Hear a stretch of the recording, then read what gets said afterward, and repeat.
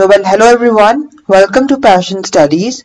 My name is Dikshant Sharma and today we are going to discuss objective type questions of chapter 5, that is Change in Development in Industrial Society from book 2, Social Change and Development in India, Sociology Class 12th, CBSE.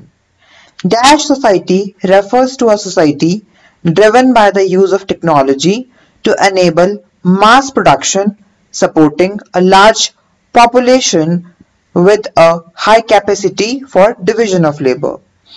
So basically हमें यहाँ बताना है कि ऐसी कौन सी society होती है जिसके अंदर टेक्नोलॉजी यूज होती है ना, उससे मास प्रोडक्शन हो रही है।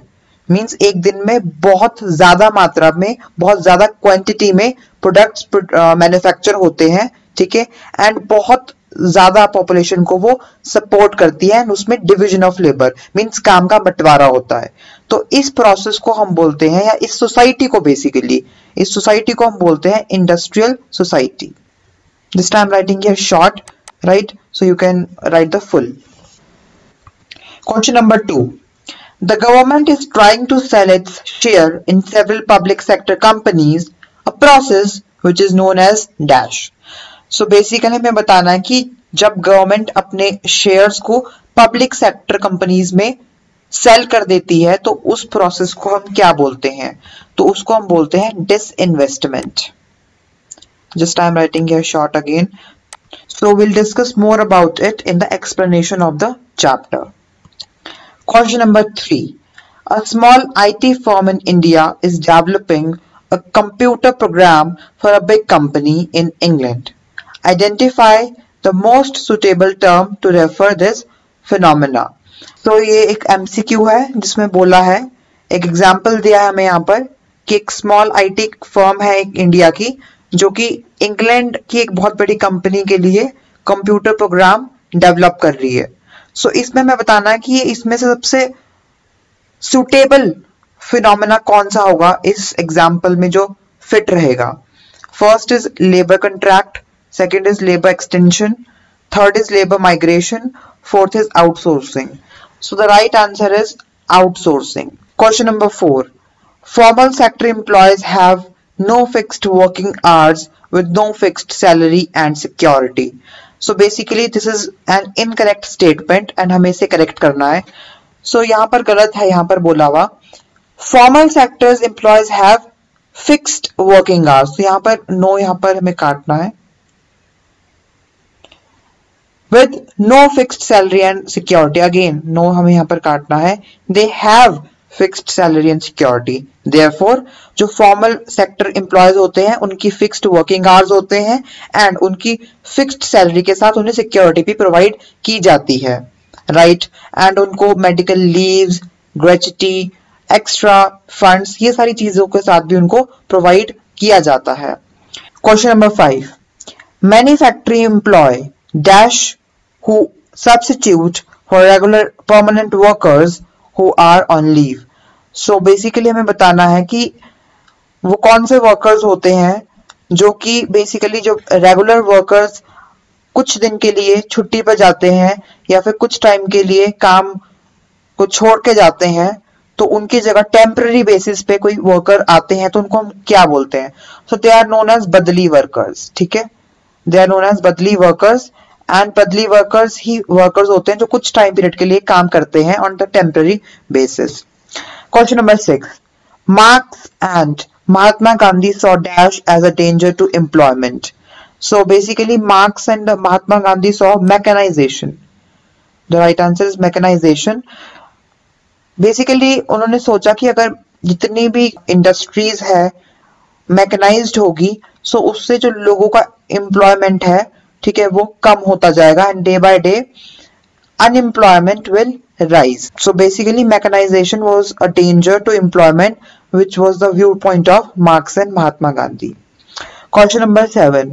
Scientific management or Taylorism was a system given by Dash in the 1890s. So basically हमें बताना है कि जो scientific management या फिर Taylorism, ये जो system था किसके द्वारा दिया गया था? So the right answer is Frederick Winslow Taylor. I'm just writing here short, you can write the full. So Frederick Winslow Taylor ने साइंटिफिक मैनेजमेंट या फिर टेलरिज्म को इंट्रोड्यूस किया था. Now you have to write in the comment section that what is scientific management. Question number 8. We have to tell whether it's true or false. The famous sociologist Harry Breverman argues that the use of machinery actually de-skills workers. So बिल्कुल सही बोला है. It's very true.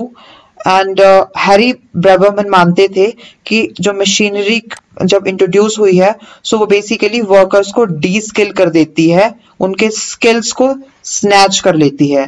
And वो इसलिए ये बोलते थे because हर चीज ऑटोमेटिक वे से हो रही है. Just you have to press the button, the work is done. आपके स्किल्स कहीं भी काउंट नहीं हो रहे हैं, आप स्किल्स डेवलपमेंट नहीं कर पाओगे. The skill development will be zero. So इसीलिए हैरी ब्रेवरमैन ने मशीनरी जब आई थी तो उसको बोला था कि it will D skill the workers. So it's very very true statement over here. Question number 9. The dash specifies the maximum number of hours a person can be made to work in a week. The need to pay overtime for extra hours worked and safety rules.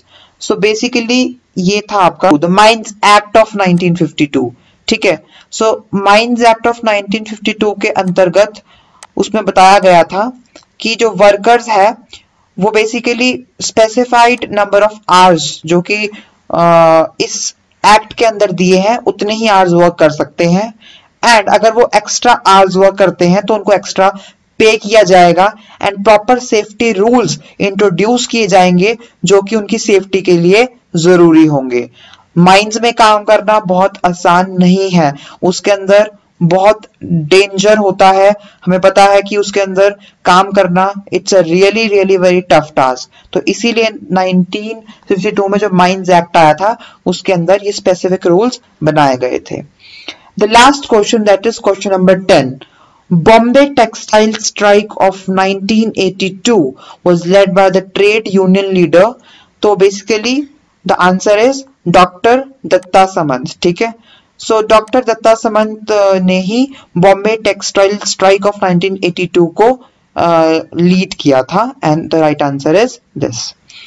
Okay, so ये थे कुछ questions and I hope कि ये आपके लिए बहुत ही beneficial होंगे. अगर आपको नोट्स चाहिए so you can DM me on my Instagram that is dikshantsharma.ps. Also you can follow me on my Twitter that is @DikshantPS.